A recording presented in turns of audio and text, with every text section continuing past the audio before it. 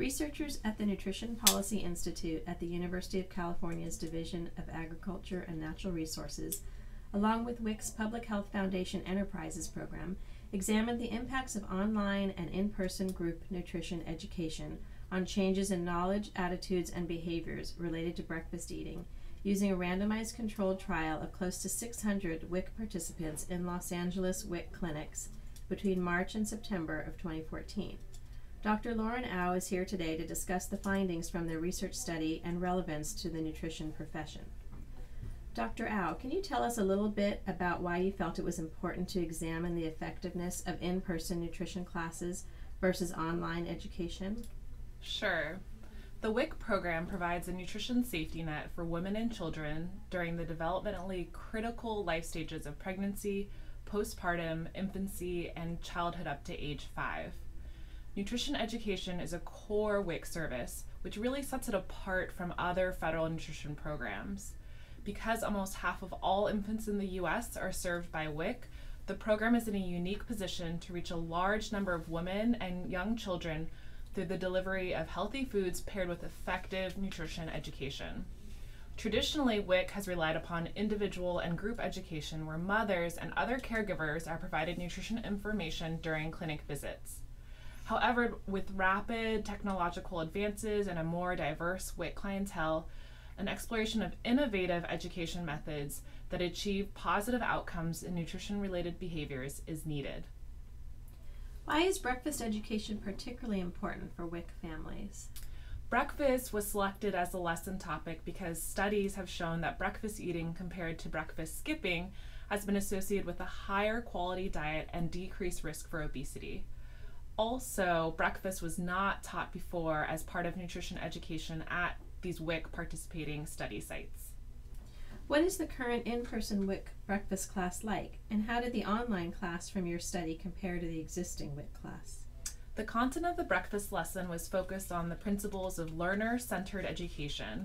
The goals of the breakfast class included teaching participants how it is important for adults and children to eat breakfast every day, why skipping breakfast can lead to poor health for children and adults, how WIC foods can be used to make healthy breakfasts, and to have participants set personal goals for eating healthier breakfasts. Both in-person and online breakfast classes were offered in English and Spanish and were estimated to take roughly 15 minutes to complete. The online breakfast class was designed to exactly mirror the content provided during the in-person group lesson and use text, prompts, and visual images.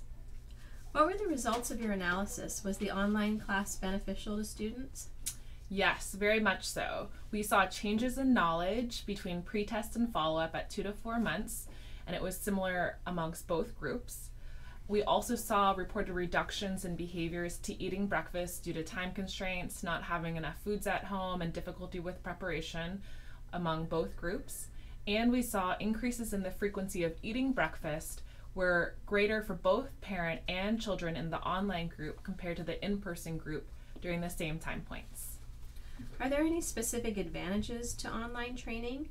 And also, are there any specific disadvantages to not having an in-person class? The advantages to online class was the flexibility for participants and a shorter waiting time at WIC sites.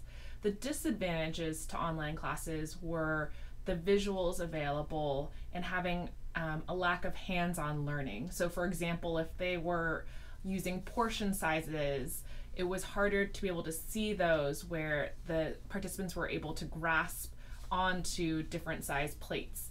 A big disadvantage of online classes is that there's a lack of group participation and peer support, which is extremely important for the WIC population.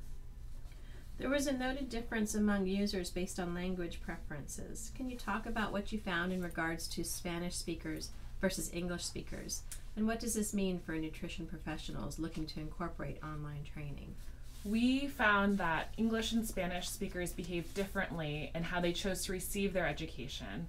And even though participants were randomly assigned to the in-person or online group, there were more Spanish speakers that were unable to access online education and or failed to complete the online education than English speakers. From the perspective of nutrition professionals looking to incorporate online training, These findings from the study highlight the value of allowing WIC participants the flexibility and convenience of choosing between multiple nutrition education modalities, which could potentially lead to sustained behavior change in this population. What are the next steps to help make online education a more widely available option for nutrition education? Our study suggests that participants not only like the option to complete nutrition education online, but that online education successfully contributes to behavior change. However, not all participants choose this modality, so offering a menu of nutrition education options is important to reach all families.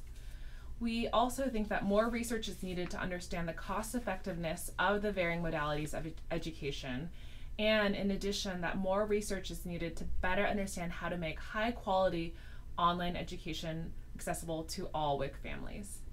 Thank you.